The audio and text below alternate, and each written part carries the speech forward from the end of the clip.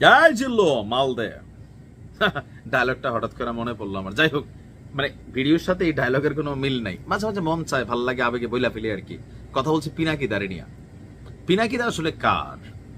দেখেন, আওয়ামী লীগ যতদিন ক্ষমতায় ছিল, আমি দায়িত্ব নিয়ে বলতেছি, আমার ফেসবুক ফ্রেন্ড লিস্টে এমন অনেকেই ছিল বিএনপির, জামাতের গণহারে পিনাকির ভিডিও তারা মানে তারা ফেসবুকে আপলোড করতো এবং কি সাপোর্ট করতো। যেই সরকার পতন ঘটলো, বিএনপি আস্তে আস্তে সরতে শুরু করলো, জামাত কানেক্ট হতে শুরু করলো। কিন্তু এই জামাতের নেতাদের ফাঁসি দেওয়ার যে স্টোরি, সেই স্টোরির যারা মূল আয়োজক, সেই গণজাগরণ মঞ্চ, এদের মধ্যে কিন্তু মূল খেলোয়াড় একজন পিনাকিদা। যদিও তিনি এটা নিয়ে এরকম ভালোবাসা পরবর্তী সময় জামাতকে দিচ্ছেন, এটার জন্য সরিও বলছেন, বা এটার জন্য তিনি অনুশোচনাতে আছেন, এরকম কিন্তু আছে, এটা আপনাদের খেয়াল থাকার কথা।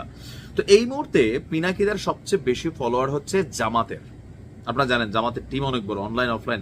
যে গালি যদি কোনো কিছু খাই মাঝে মাঝে, এগুলা কিন্তু ওইখান থেকে আসে, আবার ভালো কথাও কিন্তু জামাত থেকে আসে। পক্ষে গেলে এটা বাংলাদেশের পলিটিক্যাল চরিত্র। যাই হোক, কথার আলোচনা ওই জায়গায় না, কথার আলোচনা হচ্ছে হঠাৎ করে জামাতের বিরুদ্ধে অবস্থান নিতে পারবে, মানে অবস্থান নিতে যাচ্ছে পিনাকিদা। গতকালকে জামাতরে বলছে যে ভিতরে কোন আপেলটা রাখছেন, টুকটুক আপেলটা দেশপ্রেমের, আমরা দেখান না, আমরা একটু কামড় দিয়ে দেখি টকনা মিষ্টি তিতা নাকি টসটসা কসকসা, একটু দেখার জন্য। হঠাৎ করে কি হয়েছে? গতকালকে বেসিক্যালি কনক সারোয়ার ভাইয়ের একটা প্রোগ্রাম ছিল, যেখানে সাংবাদিক ইলিয়াস, কনক সারোয়ার এবং পিনাকি ছিলেন। তো নির্বাচন নিয়ে কথার আলোচনার প্রেক্ষাপট ছিল। তো এক পর্যায়ে কনক সারোয়ার বলছিলেন যে জামাত আসলে কি চায়, তারা কি ঐতিহাসিক আবারও ভুল করতেছে 91-96, বা এই যে এই মুহূর্তে সর্বশেষ নির্বাচনের আগে আরো একটা যে বাগড়া দিল পিআর পদ্ধতি, তো এটা তো জামাত অনর অবস্থান আছে। তখন পিনাকিদা বলল যে দেশটা তো রাজনীতিবিদদেরকে আমরা দিয়া দেই নাই, আমাদেরও তো ওজন আছে, আমাদের তো ইয়া আছে। জামাতকে আমাদের সাথে বসতে চাইছে, যদি পিআর নিয়া জামাতের যে কোনো নেতার, শীর্ষ নেতার সাথে আলটু পাল্টু, শব্দটা এরকমই শব্দ, আলটু পাল্টু নেতার সাথে তিনি বসবেন না। হাইকমান্ড টাইপের কেউ যদি থাকে তাদের সাথে বসবেন। পিআর নিয়ে জামাতের যে অবস্থান, এটা সঠিক না। দেখেন, ব্যক্তিগতভাবে আমিও কিন্তু বলছি, পিআর নিয়ে আমারও দুইটা নিউজ করা আছে যে পিআর পদ্ধতি বাংলাদেশে আসলে খুব বেশি কাজে দিবে না, এবং কি এটা খুবই জটিল একটা সিস্টেম। আবার এটা এমন না যে ইন্টারন্যাশনাল কোনো একটা ক্রাইটেরিয়া ফলো করে, এক এক দেশে এটার রূপ এক এক রকম হয়। তো এটা কমপ্লেক্স। তো পিনাকি ওইটাই বলছিলেন দাদা যে এটা একটা কমপ্লেক্স সিস্টেম। এখন জামাত যদি নির্বাচন এখন যেরকম ঘাড় তেরামি করে একরকম অবস্থান নেয়, তো তিনিও কিন্তু জামাতের পিআর এর বিরুদ্ধে বা জামাতের বিরুদ্ধে তিনি কিন্তু শক্ত হইয়া মাঠে নামবেন। এই কমেন্টের পরে অনেক আবার দেখলাম যে না দাদা থাক, আবার জামাতরে নিয়ে নাকি তিনি এটা কোন এপিসোড করে রাখছেন, এটা তিনি এখনো প্রকাশ করতেছেন না। এটাতে জামাতের অনেক নেতারা হয়তো ওনার বিরুদ্ধে খেপা যাবেন। এখন পিনাকিদা আসলে কার? তিনি কিন্তু বারবারই বলেন আমি 63% জনগণের, আমরা কোনো রাজনৈতিক দলের এজেন্ট না।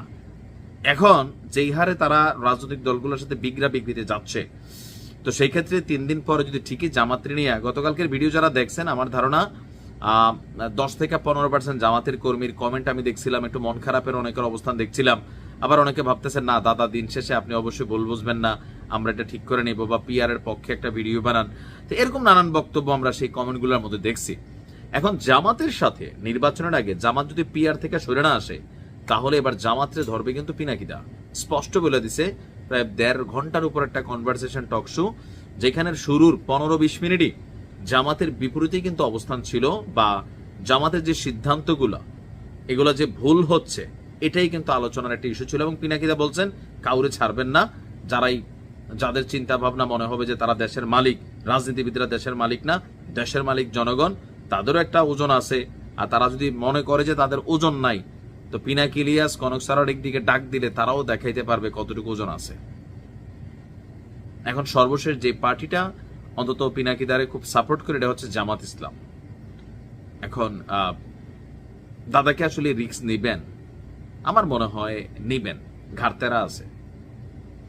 আবার নাও নিতে পারেন, কারণ একটা এপিসোড তিনি কইরা জামাত খেপা যাবো দেখা, বা সামহাও তিনি জামাতকে কিছু ওইরকম ভাবে নেগেটিভলি আনতে চান না, এই জন্য নাকি এটা ফালাই রাখছে। এখন যদি প্রকাশ করে আবার কই ভেজাল কই লাগে।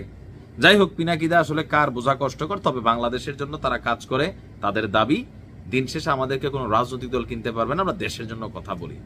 ওই 63% পিপল, তাদেরকে রিপ্রেজেন্ট করি, এটা মানে ওনাদের বক্তব্য। যাই হোক, ভালো থাকুন, আসসালামু আলাইকুম।